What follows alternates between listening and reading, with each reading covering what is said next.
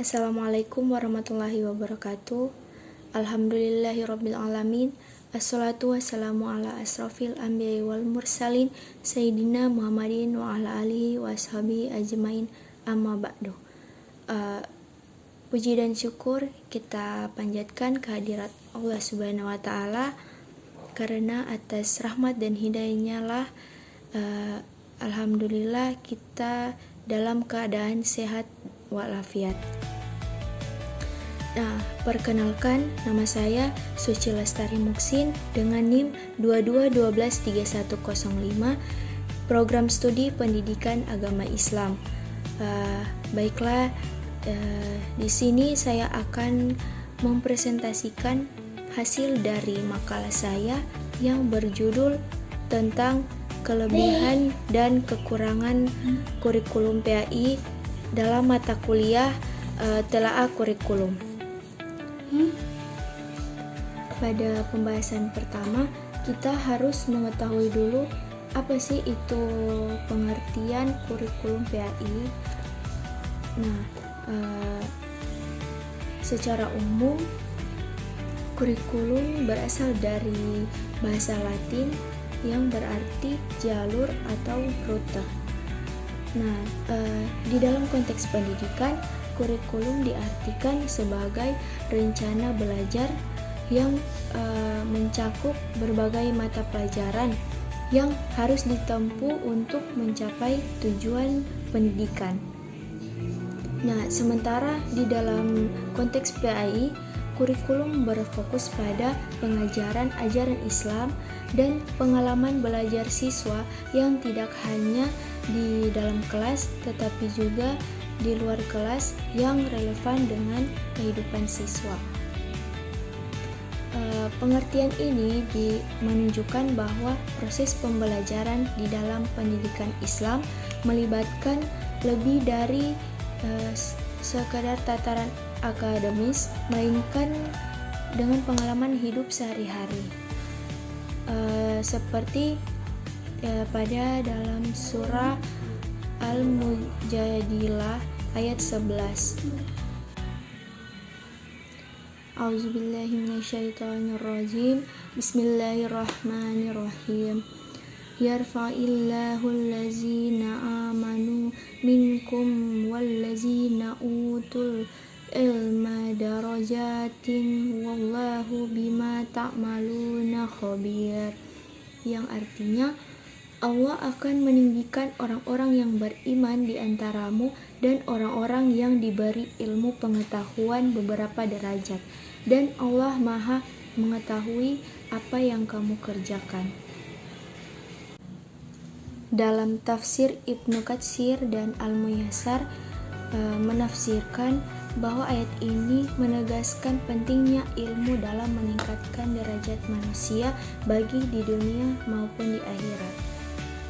Dalam konteks kurikulum PAI, ayat ini menunjukkan bahwa pendidikan agama yang baik dapat meningkatkan kualitas moral dan intelektual peserta didik. Namun, kekurangannya bisa terjadi jika metode pembelajaran tidak menarik atau tidak relevan dengan perkembangan zaman, sehingga manfaat pendidikan tidak optimal.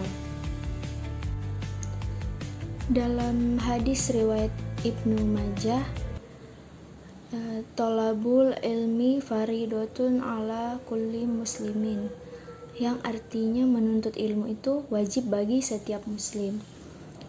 Hadis ini menunjukkan bahwa menuntut ilmu termasuk ilmu agama adalah kewajiban bagi setiap muslim. Pada poin kedua, apa saja kelebihan dan kekurangan kurikulum PAI? Penting untuk kita memahami bahwa kurikulum PAI itu dirancang untuk menanamkan nilai-nilai keimanan dan akhlak mulia dalam kehidupan siswa. Pendidikan agama Islam bertujuan agar siswa tidak hanya memahami ajaran Islam, tetapi juga menjadikan sebagai panduan hidup sehari-hari. Kelebihan dari kurikulum PAI yaitu yang pertama, kurikulum PAI memberikan fleksibilitas dalam metode pengajaran sehingga dapat disesuaikan dengan kebutuhan dan karakteristik siswa. Nah, hal ini penting untuk memastikan bahwa pembelajaran dapat diterima dengan baik oleh siswa dari berbagai latar belakang. Kemudian yang kedua, kurikulum PAI menekankan pembentukan karakter siswa melalui pembelajaran yang berbasis nilai-nilai Islam, bertujuan untuk mencetak generasi yang tidak hanya cerdas secara akademis, tetapi juga memiliki akhlak yang mulia. Kemudian yang ketiga, kurikulum PAI tidak hanya berfokus pada aspek keagamaan, tetapi juga mengintegrasikan nilai-nilai sosial dan budaya. Nah, dengan itu siswa dapat memahami relevansi ajaran Islam dalam konteks kehidupan yang bermasyarakat. Sementara kekurangan dari kurikulum PAI yaitu yang pertama, metode pembelajaran dalam kurikulum PAI seringkali dianggap monoton dan kurang inovatif. Hal ini menyebabkan siswa merasa bosan dan kurang tertarik untuk mendalami materi. Yang kedua, ada kurikulum PAI seringkali menegaskan pada aspek teori dibandingkan praktik langsung, yang membuat siswa merasa kesulitan untuk mengaplikasikan nilai-nilai Islam di dalam kehidupan sehari-hari. Kemudian di era digital ini, kurikulum PAI menghadapi tantangan besar dalam mengintegrasikan teknologi ke dalam pembelajaran. Minimnya pemanfaatan teknologi membuat pembelajaran kurang relevan dengan kebutuhan zaman. Nah, guru seringkali tidak mendapatkan pelatihan yang memadai untuk mengimplementasikan kurikulum PAI secara efektif. Dampaknya yang berdampak pada kurang optimalnya proses pembelajaran. Pada poin ketiga, cara mengoptimalkan kurikulum PAI. Optimalisasi kurikulum PAI menjadi aspek vital di dalam pendidikan di Indonesia. Perlu adanya evaluasi kurikulum karena memiliki peran sebagai alat kontrol yang diperlukan untuk meningkatkan efektivitas dan efisiensi pelaksanaan pendidikan, terutama di dalam konteks PAI yang wajib ada di semua jenjang pendidikan sesuai dengan Undang-Undang Nomor 20 Tahun 2003. Evaluasi ini bertujuan untuk memperbaiki program, memberikan pertanggungjawaban kepada berbagai pihak, serta menilai perkembangan untuk menentukan apakah kurikulum tersebut perlu diperbarui atau perlu diganti. Model evaluasi seperti CIPP atau konteks input proses produk yang merupakan salah satu metode yang dianjurkan karena mampu menilai berbagai aspek dalam kurikulum, termasuk konteks pengembangan, masukan dari berbagai sumber, proses implementasi, serta hasil yang dicapai.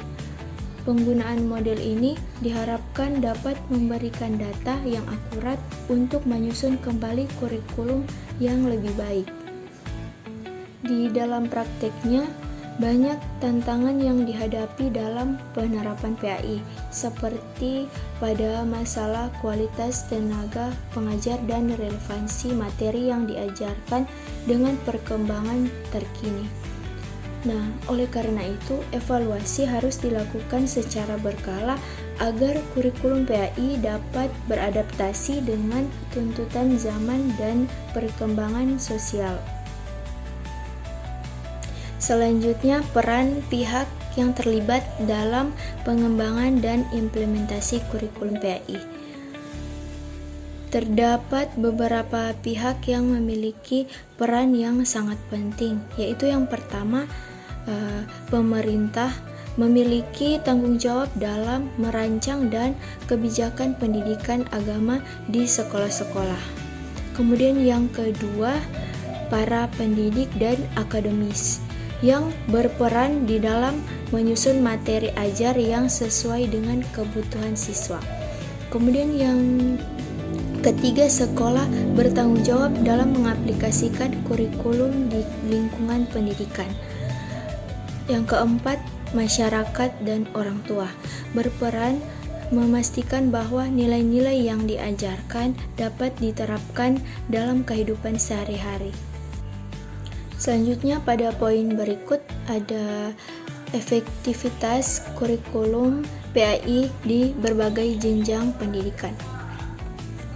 Kurikulum PAI diterapkan di berbagai jenjang pendidikan mulai dari tingkat dasar hingga perguruan tinggi. Efektivitas kurikulum ini bergantung pada bagaimana metode pembelajaran diterapkan di setiap jenjang pendidikan tersebut. Pada pendidikan dasar SD atau MI, menanamkan dasar-dasar keagamaan. Kemudian pada pendidikan menengah pertama SMP atau MTS, yaitu memperdalam dan mengembangkan pemahaman ajaran Islam. Kemudian pada pendidikan menengah atas atau SMA atau MA, mengembangkan pemahaman komprehensif dan mempersiapkan diri untuk menghadapi tantangan global. Sementara pada pendidikan di jenjang lebih tinggi diajak untuk mengembangkan pemikiran keislaman yang kritis dan mempersiapkan wawasan keagamaan yang luas. Kemudian pada poin terakhir ada faktor yang mempengaruhi perubahan dan revisi kurikulum PAI. Nah, kurikulum PAI mengalami perubahan dan revisi secara berkala untuk menyesuaikan diri dalam perkembangan zaman dan kebutuhan pendidikan.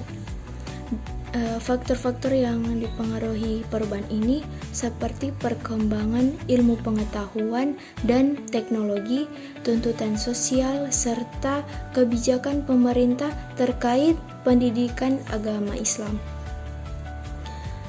Evaluasi kurikulum bertujuan untuk memperbaiki program, memberikan pertanggungjawaban kepada berbagai pihak, serta menilai perkembangan untuk menentukan apakah kurikulum tersebut perlu diperbarui atau perlu diganti.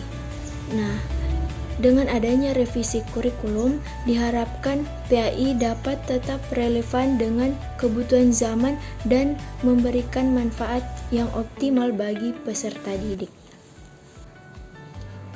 Kesimpulannya bahwa kurikulum pendidikan agama Islam memiliki berbagai kelebihan dan kekurangan yang perlu diperhatikan.